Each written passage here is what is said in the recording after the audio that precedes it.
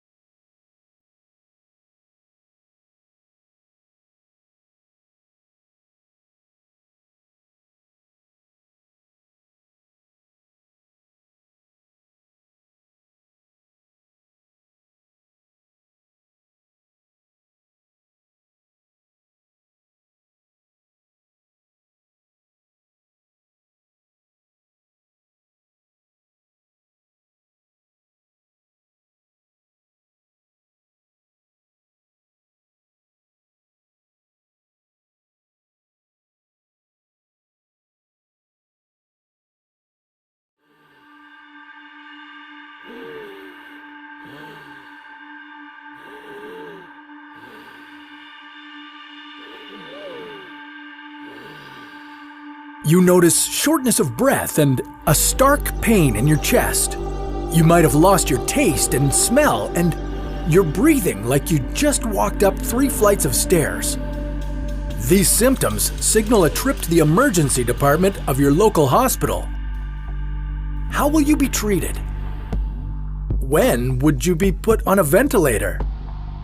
And how could you develop a severe case of COVID-19 despite being perfectly healthy? Before you rush in, call your doctor or hospital ahead of time and describe your symptoms. You'll want to do this because your local emergency clinic might not have enough beds and may need to direct you to another facility. Or your symptoms might not be considered severe enough yet to require treatment at the hospital, so it's best to check by phone first. But once you are admitted, nurses will give you a COVID-19 test. Most patients will also have a set of blood tests taken from their veins. Doctors will then listen to your lungs and check the levels of oxygen in your blood with a clip-on finger monitor. Why are they doing that? Because if you have severe COVID-19 symptoms, the oxygen levels in your blood can drop too low. Since this can result in life-threatening damage to your vital organs, you'll get oxygen to breathe through 2 small tubes that go just inside your nostrils or through a face mask. You'll then get a chest X-ray or a CT scan so that doctors can get a better understanding of which areas of your lungs are inflamed. A CT scan, also known as a computerized axial tomography, is a painless diagnostic test that uses X-rays and computers to create cross-sectional images of your body. A CT scanner is a large square or round X-ray machine with a tunnel through the center. It helps doctors see into your lungs. During your CT scan, you will lie on a table that slowly passes through the tunnel. A giant ring called a gantry will rotate around your body. It contains a tube that releases X-ray beams and detectors that will measure the amount of radiation absorbed by your body. And these beams will capture many views of your body from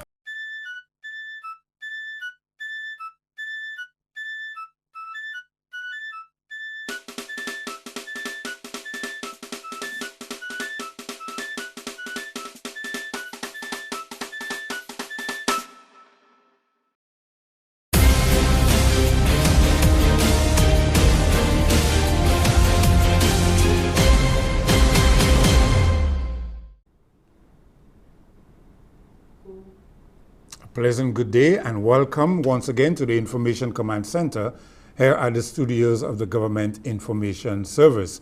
I am your host, Tony Nicholas, and we are broadcasting on NTN as well as the Government of St. Lucia Facebook page and YouTube. You could also join us each and every day on WVENT 93.5. It's another beautiful sunny day here in St. Lucia, although earlier on we did experience some brief intermittent showers, and earlier we heard from officials of NEMO who discussed with us what obtains now that St. Lucia has been placed under water emergency and certain practices are being prohibited. St. Lucia developed a water management contingency plan following a similar drought in 2001, and in October 2009 to March 2010, this plan was implemented after the island experienced a very serious drought. Jason Ernest of the Water Resource Management Unit spoke earlier today on the position the island now finds itself as we are faced with a drought. Let's hear what he had to say. Right now, simply put, it's a case of demand versus supply. The demand is great and the supply is unfortunately dwindling. We haven't had a rainfall or significant rainfall in a while. It's slow rainfall, and the predictions had shown that we would be going through a dry patch for the first half of this year, and the conditions hasn't changed. In January and February, we did receive moderate rainfall, which helped to recharge our rivers and also the storage at the John Compton Dam and the catchment areas where was co-abstract water, the intakes.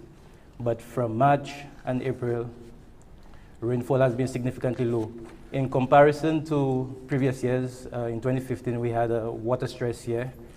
The rainfall for March at the John Compton Dam was approximately 50% below what we got for 2015, and it was a water stress year.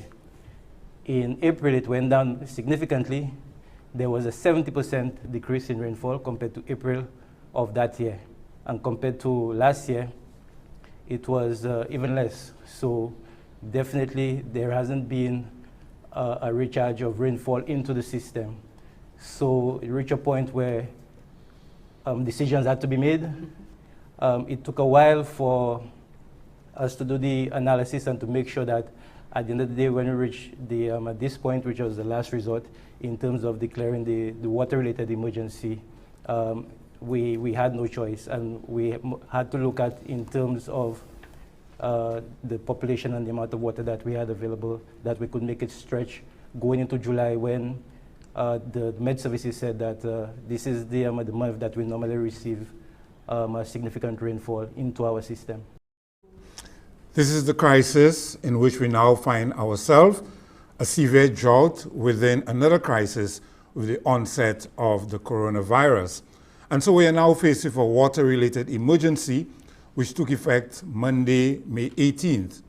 And under this order, the use of water from the pipes of the Water and Sewage Company for the following purposes is prohibited: washing a vehicle using a hose, watering a lawn, hedge, garden, farm, ground, and recreational field, as well as pressure washing a house using a hose or watering a roadway, pavement, garage, or path. Concrete mixing and block making using water from Wasco is also prohibited, filling a swimming pool. And please note that a person who contravenes subsection 1 of the order commits an offense. We are mindful that given the response to COVID-19, the use of water for sanitary purposes, cleaning, as well as consumption is quite essential. However, persons are advised to be conservative and resourceful with their use, even during this time. In other news, the St. Joseph's Convent recently made a donation of comfort baskets to respiratory clinics in the north of the island. We now take in this report from the Bureau of Health Education.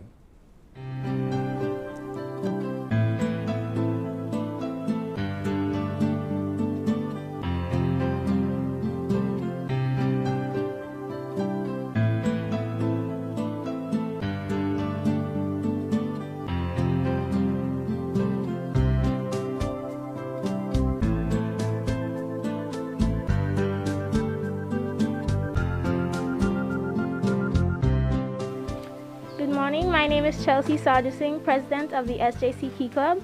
We are a service organization group, and we take part in charity events which aim to better the life of people in communities. Today we have partnered with the SJC Pair Helpers, and we have come to show a token of appreciation to our frontliners who we see are doing so much for our country right now during these trying times, and we wanted to give them something that they can have on the job, and to know that we see you and we appreciate you. Good morning, everyone. Good morning to Sister Donna, the principal, teachers and students of the St. Joseph's Convent. On behalf of the Ministry of Health and Wellness, we want to accept gracefully and gratefully this donation of care baskets to our respiratory clinics in the north.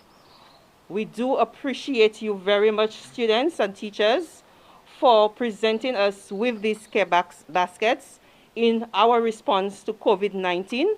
We know we've had our respiratory clinics, our quarantine facilities, and our staff contributing towards the care and management of clients in relation to COVID-19.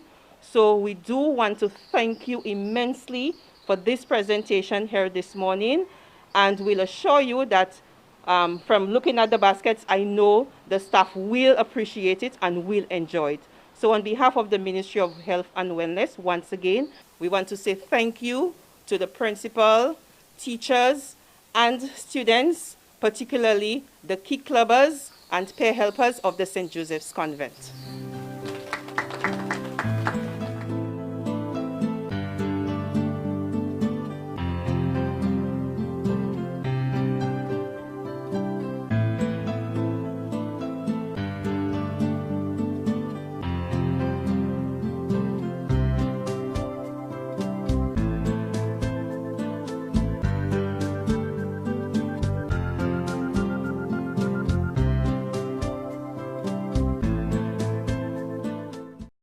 these students for their noble gesture, and we continue to wish all our students all the best as they continue their learning from home.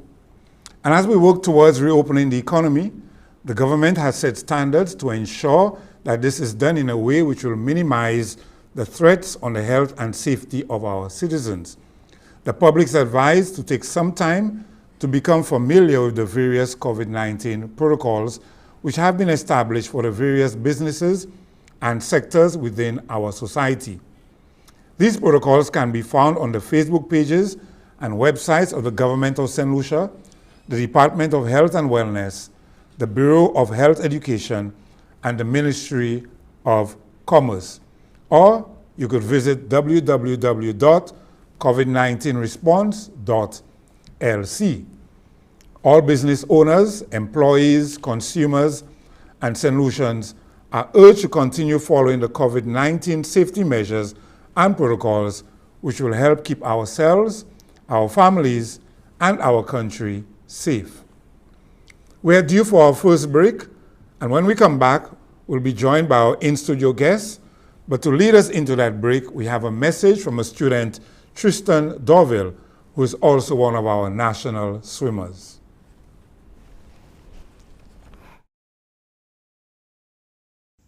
Hello everybody, my name is Tristan Dorville. I am a Form 1 student of St. Mary's College and a national swimmer. I am sure we are all aware of COVID-19 and its effects on the world, and that St. Lucia is not exempt from those effects. So in order to protect every St. Lucian, the government has had to put in place some stringent measures, such as the partial curfew and the previous 7-day 24-hour curfew. I know it's not easy and that we all miss our friends and our routines, but I'm asking you not to lose hope, because these difficult times will pass. Now, as an active student athlete, I know that being inside can be boring and for some lonely. I miss going on the bus every morning and fraternizing with my friends.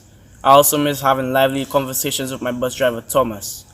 I also gravely miss going to the aquatic center for swim practice. And I know it can be hard to find a source of motivation every day, but I'm asking you to change your perspective and adopt an attitude of gratitude, because we have a lot to be grateful for. Athletes, please remember to exercise and stay active and meditate. I visualize my swims every day and look forward to my return to the pool and to competition. Students, we have been provided with the opportunity to continue our studies through e-learning. Everyone had to pull the rabbit out of the hat for this one, so please let's make it work. I'd like to thank the Ministry of Education, teachers, and everyone who worked hard within a short time frame to create the e-learning experience. At this time, it is extremely important to take care of ourselves, so that means eat good food, drink a lot of water, and get lots of sleep.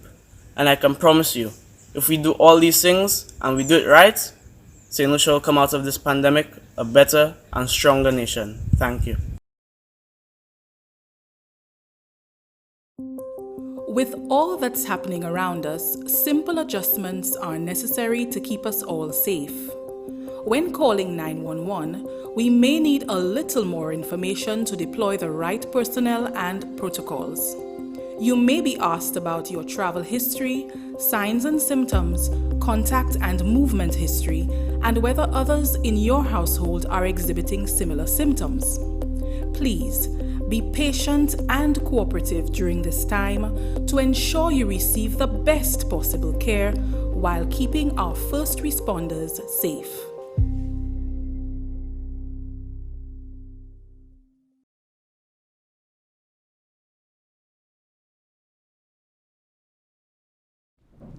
And welcome back.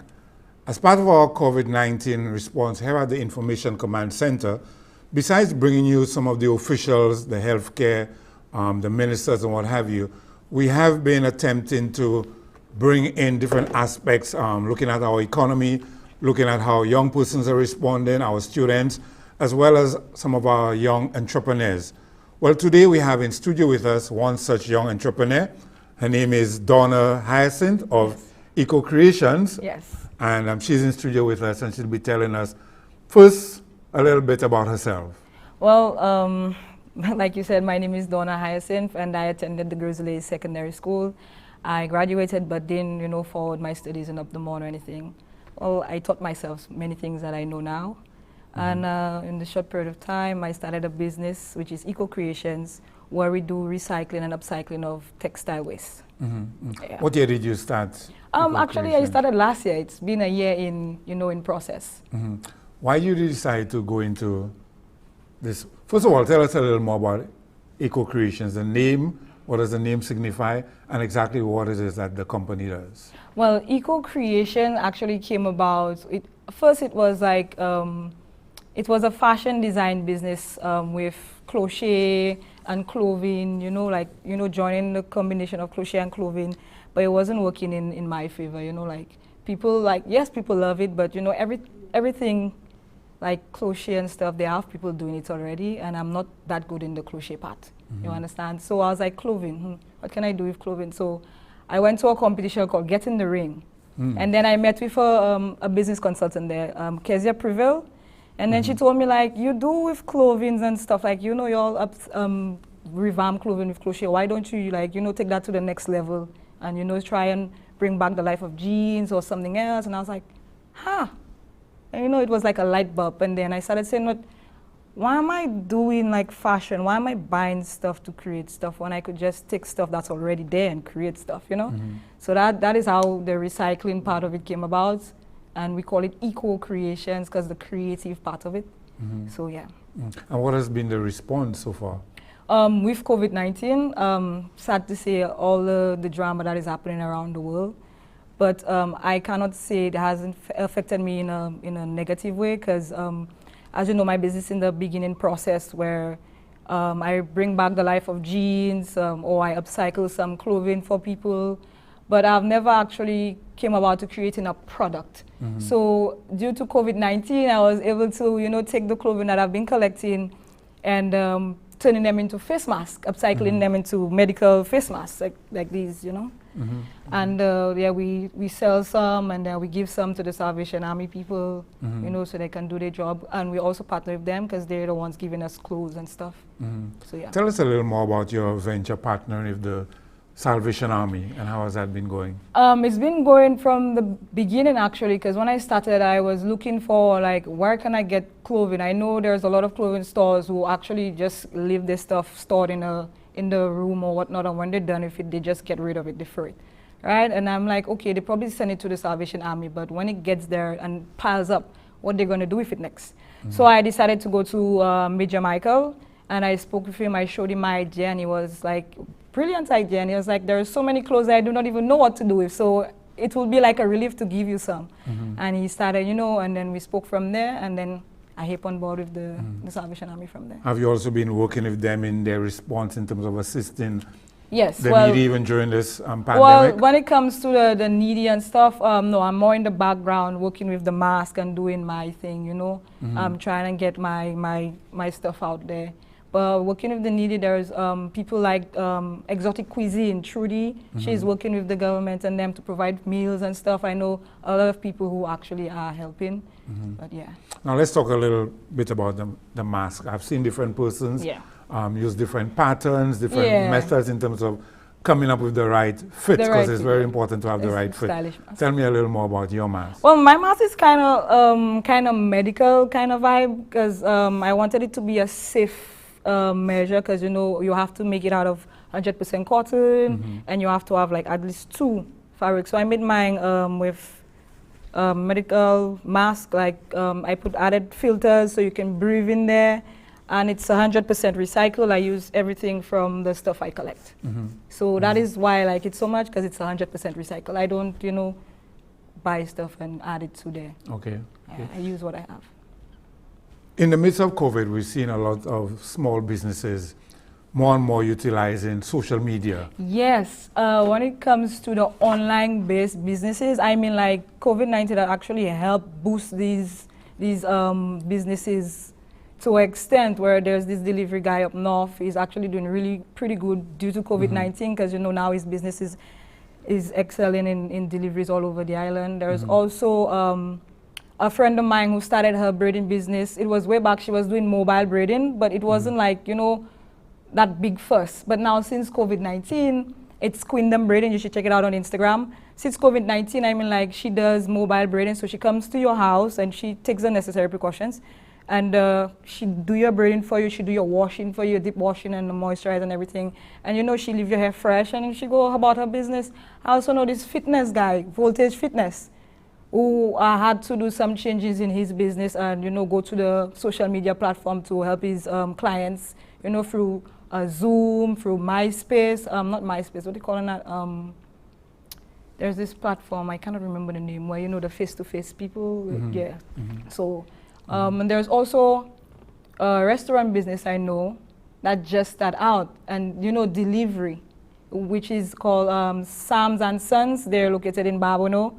Okay. They do their delivery, and I can vouch that the food is really good. So, and that the fact that you get your, you know, Lucian meals delivered to your house, it's amazing. Yeah, with so. Ecocreationz, how have you been adapting to yourself utilizing the various social media platforms? Well, Ecocreationz has always been on the internet, you know, because that's where we started out our stuff, you know.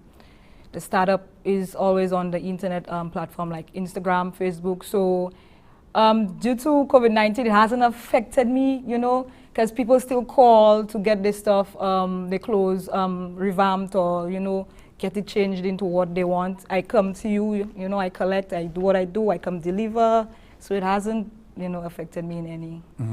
Let's take a look now at some images of some of your creations, and maybe as the images pop up on the screen, you could tell us a little bit more about each image. Okay. Oh, this one, the skirt is actually from Ecocreationz, and the top is from, I can't remember the name, but she's a local designer here as well. The skirt was actually revamped from a long pants. It had pockets at the side, so you could call it a khaki pants. All right. And I turned it into this amazing pencil skirt apron vibe. You know, it was kind of, I was thinking more work vibe, you know? Okay, Yeah. okay. And yeah, that's the same thing, but most of the Creole one is actually done by a local. Yeah, and the skirt is actually the same thing. Okay. Yeah. What is this one? Oh, this one is a pillow. This is from a dress and a shirt. This pillow was from a dress and a shirt. So I just cut it up. I took what I thought was pretty and I added it together, and then I made a pillow, you know, for my little niece. Yes. Oh, and this one is actually from a pants. Wow. This bag is from a pants. I like that bag because it was actually an idea from my friend to use that same dress I used for that pillow to to line it from the top and also inside of the bag. So yeah. Okay. Yeah, this one is actually the same vibe, you know, the pants and stuff. Right. Yeah. Oh, this one, it's actually from a men's t-shirt, button-down tees. And, you know, I was thinking, what can we do for Creole? And I had this piece of cloth my mom had there, you know, and I was like, what can I do with that? So I just decided to attach the cloth to the to the shirt, and boom, there you have it. It's like a, you know, a Creole dress, kind of, yeah. This one? Yes, it's the same The thing. same, yeah, just yeah. Oh, and And this there is you the have the eco mask. mask. Well, a customer actually told me he wanted a Rastafari because he have a lot of beard, you know. So he actually wanted one of these masks to cover everything. Okay. Yeah, okay. so I made it for him. And yeah, this is my customers. Your customers. Yeah. Very And also my friend who actually helps in doing the mask. Okay, good, good. How many persons, you said your friend who helps doing the mask, how many persons you have working with you? Well, my team, so we are a group of 5. They help me in, like, when I go to free market and stuff like that. When I make my stuff, she helps me as well. So I have like 5 people. I have my creative director. We're working on a fashion line right now. She's also a young entrepreneur, an eco-entrepreneur, founder of Ecocarib. Zena Panfield, she's also known for her fashion on Instagram. And the line is called Zena by Ecocreationz. So I'm excited for that. Okay. Yeah, and we're looking to shout out a lot of upcoming entrepreneurs right now because of COVID-19 that end up, you know, blossom through the COVID-19. Sorry, I don't want to make it sound like we're, you know, excited about COVID-19, but we just want to say, like, there is opportunity in chaos, you know? Yeah. Certainly. We are now due for another break, and when we come back, we continue with our conversation here at the Information Command Center. These are my new superheroes. That's why they're all wearing masks, doing everything they can to keep everyone in St. Lucia safe.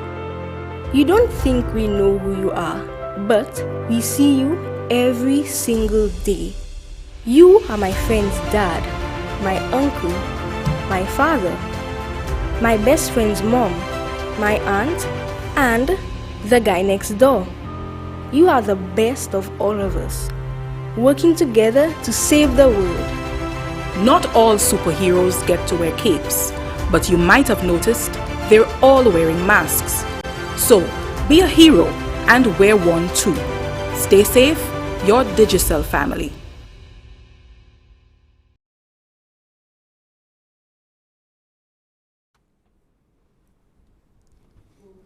And welcome back.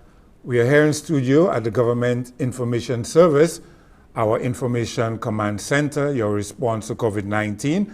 And we are speaking today with Donna Hyacinth, the founder of Ecocreationz. Yes. You spoke about your schooling earlier on. Yeah. But even then, why did you decide, okay, not to seek out a job as opposed to you going into your own business? I did seek out jobs. I had jobs in the past. When I left school, I started out in a shoe store, and then I moved there to an office house where a guy had no furnitures. He was selling furnitures and stuff, and I was around in the paperwork. And then I moved on to Super J, and then I had my first daughter. And then, you know, I was like, okay, so like, who's gonna watch a kid for you? Like, how are you gonna do this? So from then on, I stayed home for at least 5 years, you know, after I had my kid. And then I was home, you know, I was thinking of what can I do with myself, you know? And then I met a group of entrepreneurs, which I told you about, Zina Panfield, Dinelle Florius, who really inspired me in starting my own thing. I didn't know how to go about starting it, but they showed me and they told me how, and I was like, wow, this is easy. I mean, like, yo, just you have an idea and you want to forge your idea, believing in your idea, and you could just create it into something amazing. I was like, okay, let's go on board. So I hopped on board with that, and here I am now today with Ecocreationz. I have failed along the way, trust me, because it's not easy. What are some of the challenges you encountered along the way?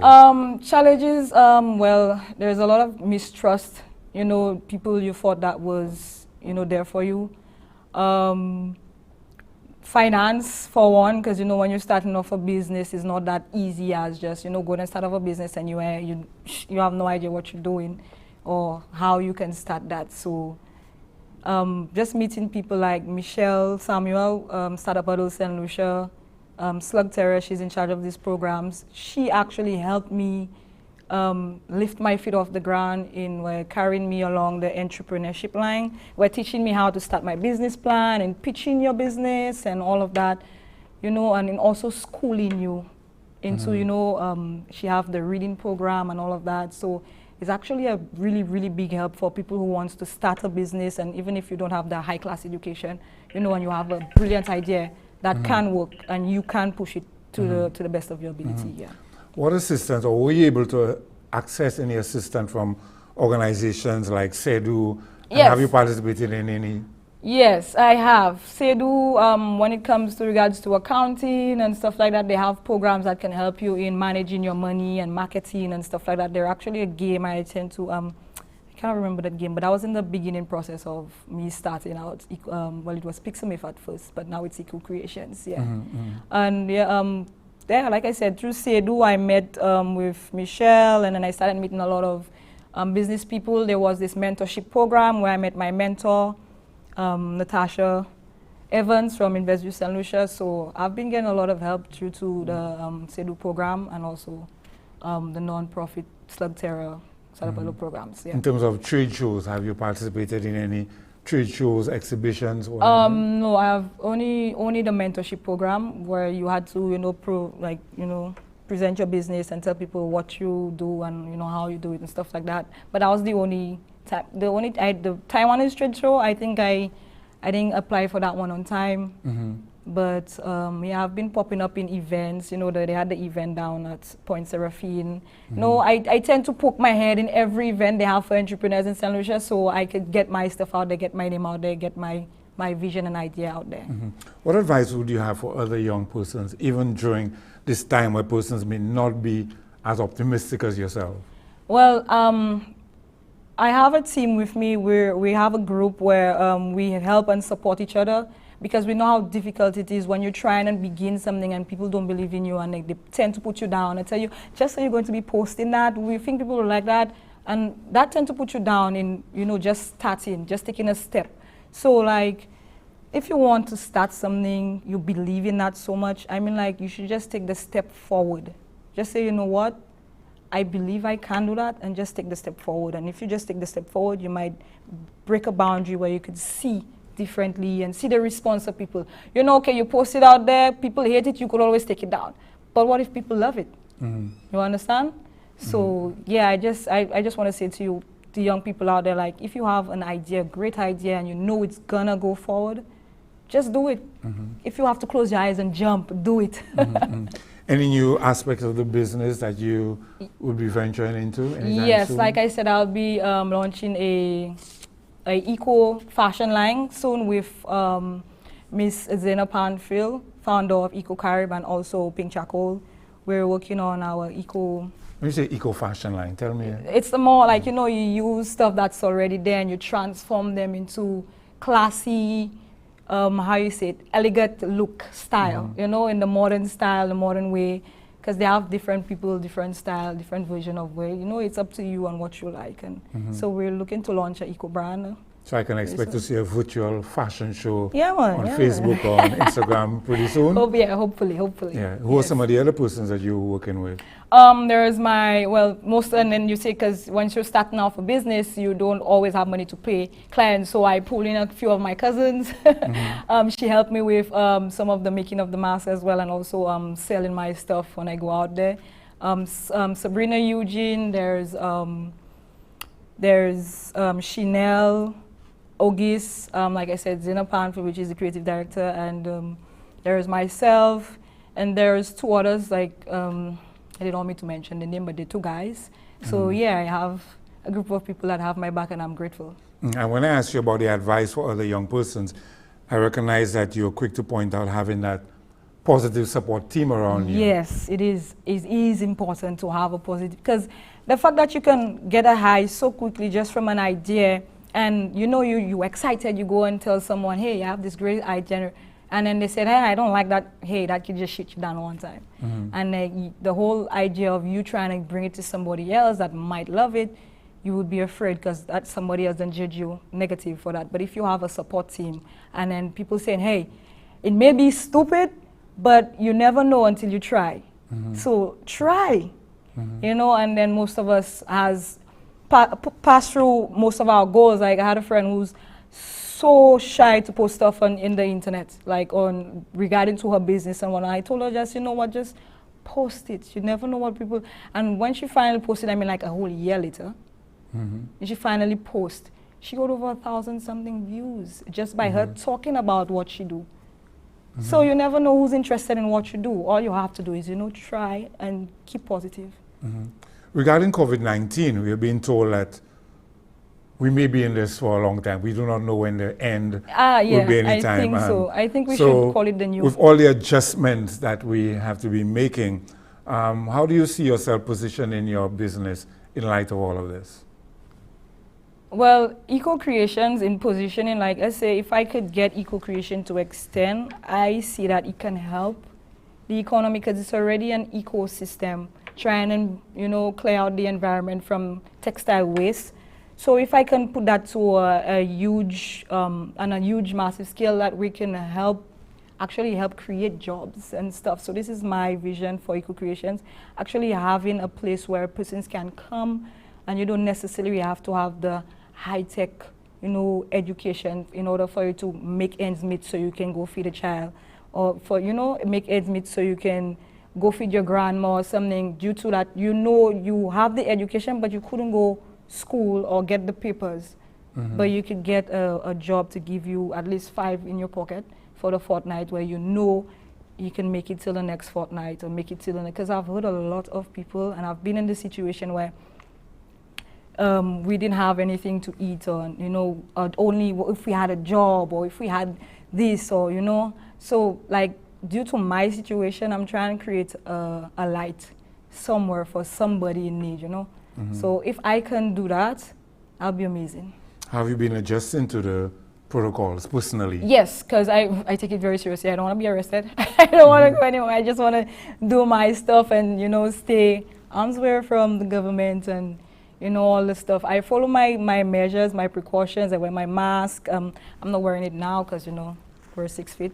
But yeah, when the curfew was at 7, I make sure I'm at my home for 7 and stuff like that. So I take my measures. In terms of being a mom, how have you been handling the learning from school, from home? Like this one is tough because balancing Ecocreationz, the business, with the trying to, you know, settle the kids at home, it's a bit tough because, you know, school used to be like your safe zone where you can, okay, settle down home and get your stuff done.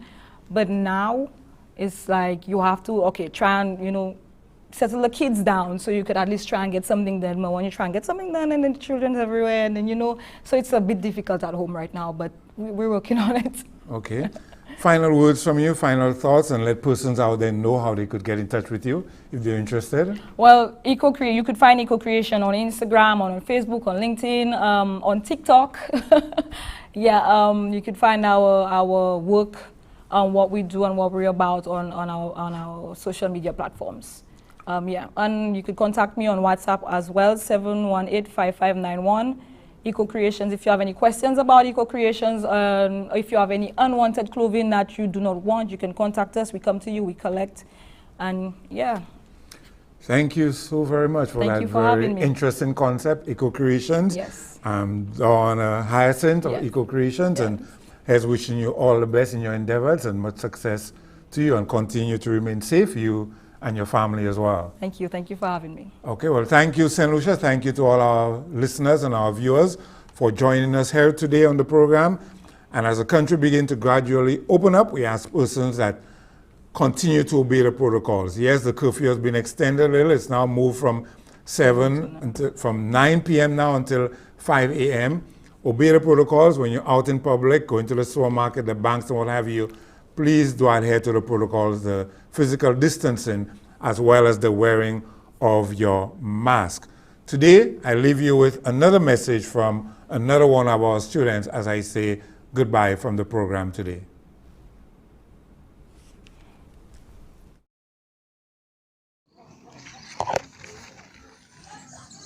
Oh, hi. My name is Takia Tixi. I am 12 years of age and a student of the St. Joseph's Convent Secondary School, Form 1A2. As you can see, you caught me reading. Just one of my many hobbies. Since we're all quarantined because of COVID-19, I think reading is one of the best things to do. Did you know that this month is Reading Month? So, when you're bored, take a book to expand that vocabulary of yours. Oh, by the way, how's the e-learning coming along? What do you think about e-learning? Is it tedious? Are you struggling? Or have you got everything under control? Don't worry, it's only revision. To make it easier, you can schedule your time, or you can get most of your work done early in the morning or late in the afternoon, since it's very hot during the day. Speaking about the heat, please drink plenty of water, eat healthy meals, and do simple exercises.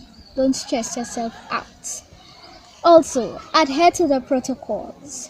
Practice proper hygiene, example, washing your hands, wearing masks when you go out, and practice social distancing. Social distancing equals away from our friends. So I encourage you to create online groups with your friends, families, and classmates. Don't worry, this time shall pass. Let's be optimistic